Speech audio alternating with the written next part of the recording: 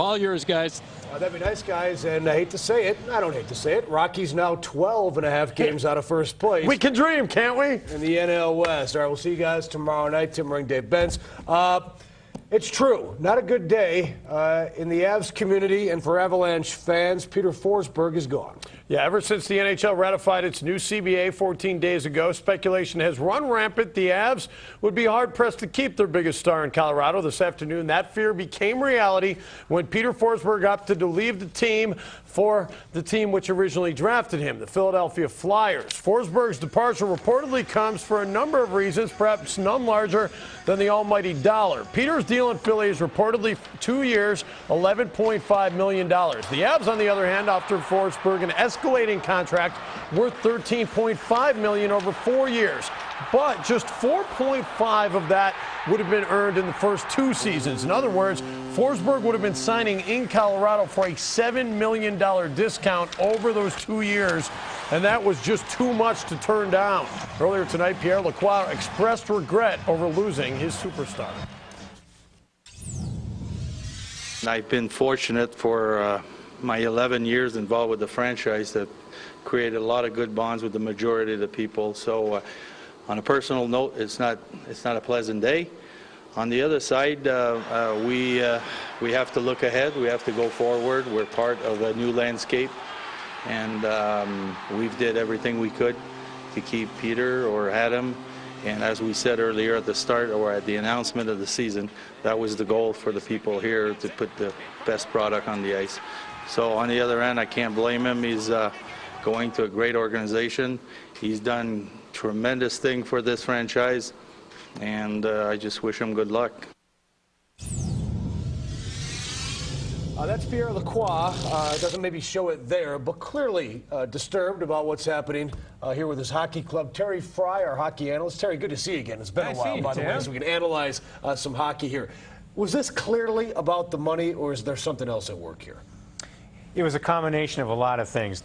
Primarily, it came down to the fact that Pierre Lacroix was adamant he only had $3 million to spend on those 2 players, Adam Foote and Peter Forsberg, this season. And he offered them both $1.5 million apiece, which is even more shocking than the original figures we saw because of the low number for this season. I can't believe that he would think either one of them would have taken that kind of severe hometown discount. And so in that sense, yes, it's about the money. Why not just hone in on one of the two and decide, all right, I've got $3 million to spend this year. Here's how I'm going to do it. I can't bring them both You know back. why I'm smiling? Because he didn't answer You that and I question. asked him that question about 6 times. You know, and his eyes lit up like, oh, God, they're asking me the same question again. We never did get him to answer it sufficiently in my mind. I don't know the answer to that. Once Adam Foote said no, they should have loaded up on Peter Forsberg and at least offered him $3 million. Then are you one player short on your roster? You know, Philadelphia, you know, teams have gone over the cap. Philadelphia's going to trade Jeremy Roenick to get back under the cap. The Avalanche could have done that before September 30th, and that's what I think they should have done. He should have done one of 2 things. Done that, done what he had to do, and then worried about it later, traded guys to get under the cap, even if everybody in the world knows you have to make a trade and you don't have a lot of leverage. Or he should have said, it's Peter Forsberg or Adam Foote, and I can make a coherent case for either one over the other. Hone in on one of those 2, tell the other guy, look, the only offer I can give you is an insult. I don't want to do that to you. Godspeed. There's been a lot of innuendo that there might have been some ties to Peter wanting Marcus Naslund to come. Ultimately, maybe it came down to keeping Peter or letting Milan Hajduk or Alex Tanguay get away. If it did come down to keeping those 2 guys and letting Peter go away, for the long-term future of this franchise, that's an arguable point because Pierre made it rather forcefully. Alex Tanguay and Milan Hajduk are young players, especially Alex Tanguay. And Peter Forsberg probably has 2 to 4 more years in this league at the most. 2 years probably, 4 years possibly. So that point of view is somewhat defensible. My argument would be that he's still the best player in the world when healthy. If you believe he can be healthy, if you believe he can be productive, I think in this day and age you have to operate as the future being now and worry about the rest down the road. And not to get bogged down in money, but but clearly Forsberg is a guy, you just don't know how long he's going to play. The Avalanche first year, as we mentioned, $1.5 million. Second year, $3 million. If Forsberg only plays 2 years, which is very conceivable, he'll make $4.5 million. If he plays 2 years in Philly, he will make $11.5 million. The difference is kind of staggering. You're talking about $7 million, and I know the guy's got more money than he knows what to do with, but $7 million is $7 million. Yeah, and I find it very difficult when people try to put themselves in their shoes to tell them what to do. And in that sense, I don't fault Peter Forsberg at all. I don't, you know, we've seen many instances of him being somewhat selfless economically, such as when he wouldn't accept the Avalanche's payment when he essentially took a sabbatical. And so he has proven he is not just about the money, but when the difference is that staggering, I think you have to be realistic. What if Marcus Naslund would have said, I'll play for $1.5 million in Denver? Would Peter play for $1.5 million? I think he would have. I think so that could have maybe saved. I think in that instance, that would have been a realistic possibility because Marcus coming here would have kind of created that momentum and that atmosphere of we're in this together. Terry, we're just about out of time. Final thought: how sad a day is this for the Avs franchise? It depends on how they recover. You know, they signed Turgeon and Brisebois for the $1.5 million slots. I don't think that's a sufficient answer for many fans. What it amounts to is we'll find out how level that playing field is and whether the Avalanche are still among the elite above that as things have leveled. I don't know the answer to that yet, but the one thing you have to say is, boy, you shake your head about 2 of the 3 constants are gone. Adam Foote, Peter Forsberg, 2 of the 3 guys who've been here since day one. In that sense, for the emotion, the ability, the integrity, the class they've contributed to Denver hockey in getting this thing off the ground and making this a hockey city, in that sense, yes, it's a very sad day. All right, Terry Fry, Denver Post, thanks for stopping by. Nice seeing you again, Tim. Good to see you too, buddy. So if it came down to dollars, does it make sense? Forsberg's motivation to leave Colorado will be debated ad nauseum in the coming days, but as Avs fans snarl at the present, they have to smile at the past. For nearly a decade, we were all in the presence of greatness. 30th, 1992. Peter Forsberg was just one of 5 players shipped to Quebec for Eric Lindros. But it didn't take long for Forsberg to prove he wasn't just another player. Forsberg heading down the slide. He gets the shot off. He scores. What a play. Scoring 50 points in only 47 games as a rookie in 1995, Forsberg won the Calder Trophy, bursting onto the NHL stage with a dynamic blend of playmaking skills and toughness. And 1 year later, those skills were on display in Colorado. Forsberg in 1996 led the Avalanche with 116 points as his team won the Stanley Cup. And in the coming years, Forsberg's production and reputation as the game's best two-way player never waned. Playing a physical brand of hockey, however, eventually took its toll. Forsberg's body was ravaged by the age of 30. And in 2001, with his team in the playoffs and on the verge of a second Stanley Cup, Forsberg suffered a ruptured spleen. His team would capture the cup with Forsberg in street clothes. The following summer, Forsberg had had enough. After a couple of days practice, I can totally feel my body's not ready to go out and do whatever things I have to do. Forsberg took the entire 2001-2002 regular season off, only to return for the playoffs. Rejuvenated and not rusty, Forsberg led the entire NHL in playoff scoring and brought the Avalanche to within 1 win of the Stanley Cup Finals. 1 year later in 02-03, Forsberg was back full-time and better than ever. Scoring 106 points, Forsberg captured his first Hart Trophy as the league's MVP. Back to Forsberg, a shot. He scores the hat trick for Peter the Great. The following season, however, injuries again catch up with Forsberg as he plays only 39 games. The following summer then, with a lockout looming, Forsberg, growing disenchanted with the current NHL, returns home to Sweden to play for Modo under his father Kent. Now, Forsberg is back in the NHL, only this time back where he started, in Philadelphia.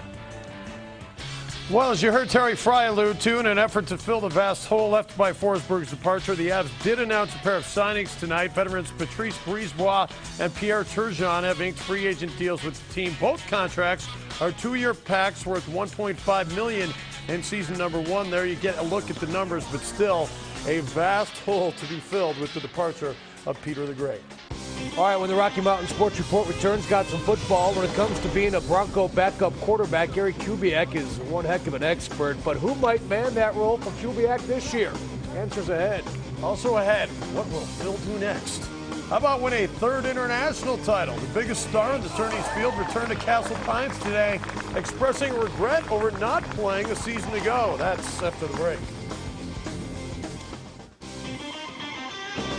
The Rocky Mountain Sports Report is brought to you by Forsberg, the Colorado bank for you. Before and after every game, tune to FSN Rocky Mountain for the most complete sports coverage.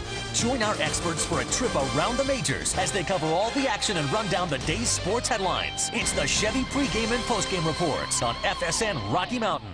The 2005 season is in full swing, and the FSN Baseball Report brings you all the inside information from the major leagues. It's the national pastime, and we've got the bases covered. The FSN Baseball Report, Friday at 6. I'm Keith Blyer. We're talking to people about their Metro Denver Sports Commission membership. Yeah, I'm a member. I'm a member. What's in it for you? Well, we get first access to tickets for events in Denver. Social functions that we get invited to. I'm a sports fan, so I'm a member. Hey, I'm a member. Did I hear you say free stuff? Free hat, free premiere tickets, a newsletter that keeps me informed. It's wonderful. Membership is great. So, to join, visit denversports.org. The Colorado Rockies and Fox Sports Net Rocky Mountain want you to be a part of supporting Generation. By wearing this wristband, you will show your support for the Children's Hospital, an amazing place that has touched the hearts of many.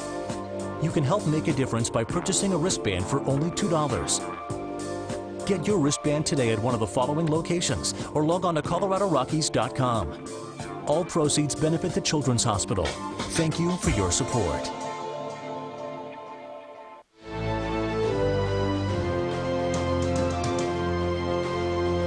Look at that shot. Get it to the hole, BJ. The international.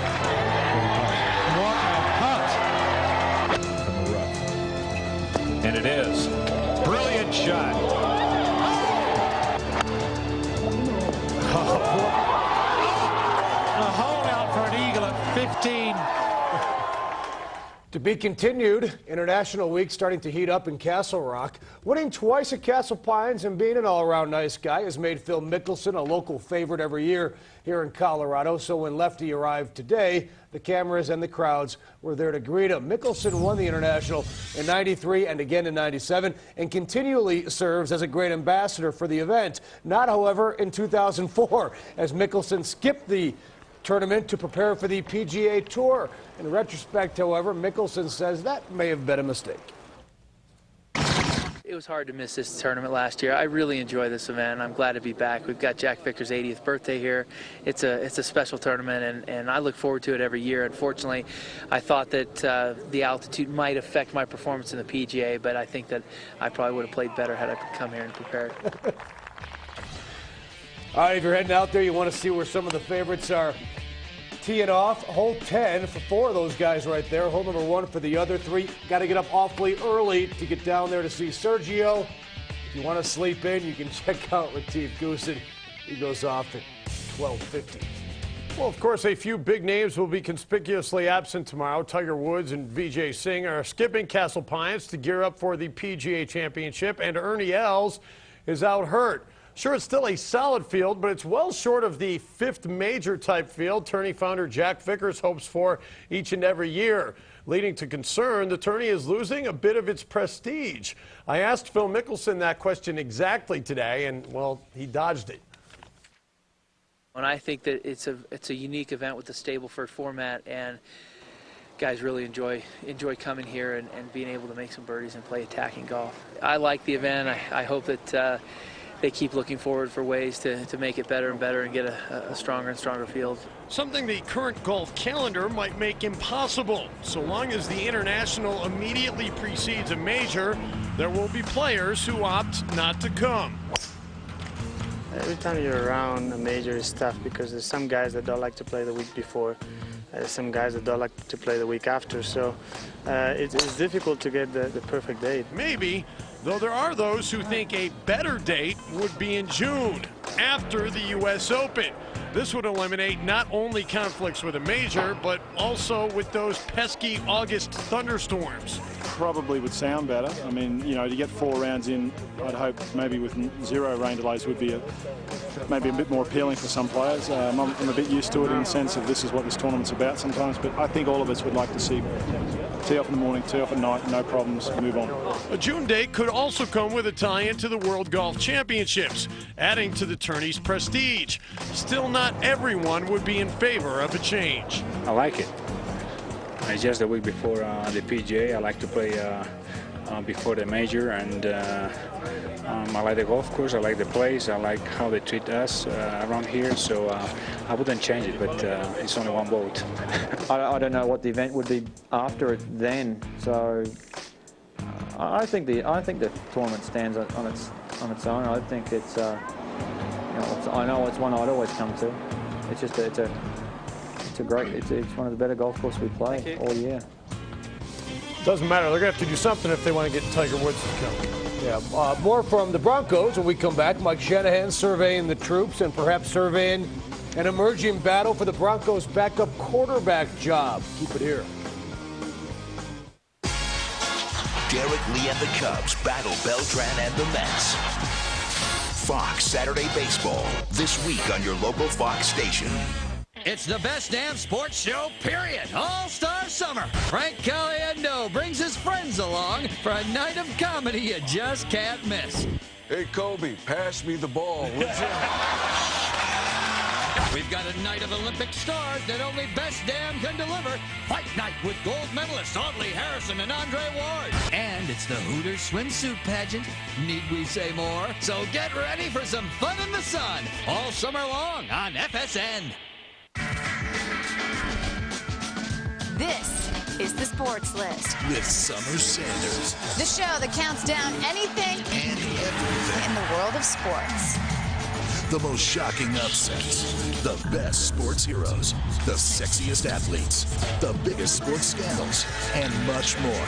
Hosted by Summer Sanders. Every night, a new list. Every night, a new argument. The Sports List, weeknights on FSN. Now, there's a place where college never ends. Fox College Sports. The network that brings you the most comprehensive college sports coverage anywhere. With unprecedented live event coverage, coaches shows, and news from the biggest and the best of the NCAA. This is the network college sports fans always dreamed of. For more information on Fox College Sports, log on to foxcollegesports.com. This is Fuel TV, where the biggest names in action sports come together. Where anything that can happen will. Featuring skateboarding, surfing, BMX, freestyle motocross, snowboarding, and wakeboarding. Plus, special events that turn the action sports world upside down. Fuel TV, action sports television. Keith Blyer and Darian Boyle host Rockies Weekly on FSN Rocky Mountain. The Rocky Mountain Sports Report is brought to you by new high-endurance oils from Mobil, the oil that's changing oil. Ever since he stepped on the campus at Michigan State, people have been telling Bradley Van Pelt he can't be a quarterback. Linebacker is where you need to be, they said. Van Pelt said see ya and headed to CSU where he got his chance. Now he's getting his chance to do it in the National Football League. Van Pelt, who spent last year on the practice squad, has been running the Broncos' second-team offense for the last 2 days. That doesn't mean he's got the job, but then again, it's better than running the third team right now. Clearly, the Broncos want to see if Van Pelt is up to the task of backing up Jake Plummer. This is my dream. This is something I've worked so hard to achieve, and I have to grasp this opportunity because your window of opportunity in the NFL is so small. What we try to do with the quarterback decision is kind of evaluate it every 4 days, and then decide who's going to get the reps. Because at the quarterback position, when you have 5 quarterbacks, there's only so many reps a quarterback can get. Bradley's earned the right to get some more reps, and he's taken advantage of it. It looks pretty good. it's just going to be for a couple days, and they're going to reevaluate me. I don't have the second spot, and I keep telling people I'm there right now. I'm getting reps. But as you see, if you watch practice, Danny and Matt are getting plenty of opportunities. So it's just it's going to be a long haul, and I can't think of myself as the number 2 quarterback yet. Well, while BVP is playing like a training camp MVP, Danny Cannell is DRL, dropping like a rock, at least on the depth chart anyway. Just 6 days and 0 preseason games into camp, and Cannell has gone from 2nd string to 4th on the QB depth chart. But Cannell knows there's still a long ways to go. You know, you just got to take things in stride, and I think Bradley's handling it well. He's working hard, and I think he's got a bright future, and it's my job to keep pushing him, and we're going to all push each other and keep working hard. I haven't slept the past couple nights. I'm pretty ticked off, but you don't get anywhere by moping around or feeling sorry for yourself. So I'm just going to approach it with a positive attitude, and just keep working that much harder. And when my opportunity comes, I'll be ready. When the Rocky Mountain Sports Report returns, you don't lie to Congress. It's called perjury. And unless Rafael Palmeiro just recently decided to take up steroids, he could be in more trouble than just a 10-game suspension.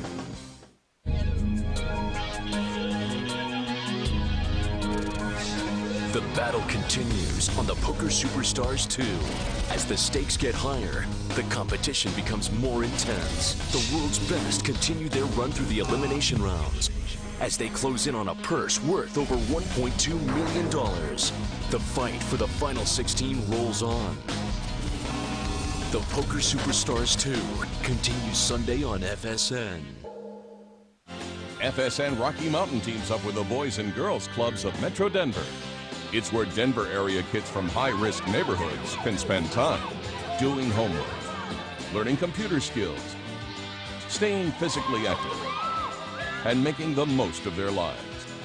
To learn how you can volunteer and get involved, visit www.positiveplacedenver.org. FSN Rocky Mountain, proud sponsors of the Boys and Girls Clubs of Metro Denver, the positive place for kids.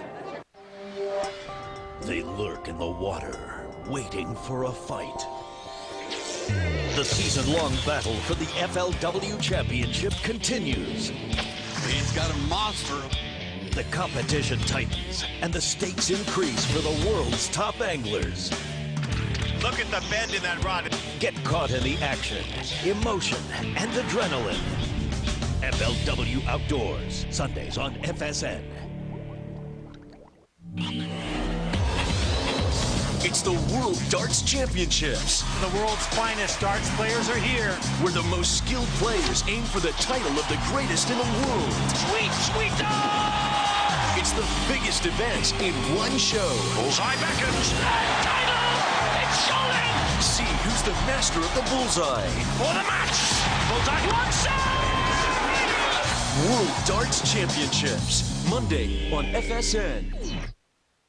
Rafael Palmeiro has agreed to comply with the congressional panel's request for documents relating to his positive steroid test. Congress will investigate whether or not Palmeiro committed perjury when he told the House committee earlier this year that he had never taken steroids. Rocky Mountain Roundup, Dallas Stars re-signed Mike Modano, a $17.5 million deal. Brian Leach, former Norris Trophy winner, signs on with the Bruins for 1 year, and former Av Martin Skula will join Modano as a member of the Dallas Stars. 2-year deal for Skula. Rocky Mountain Roundup likely to have hockey signings from now until probably September 30th. Of course, the big signing, Peter Forsberg, off to Philly. Have a great night, everybody. We'll see you tomorrow. Before heading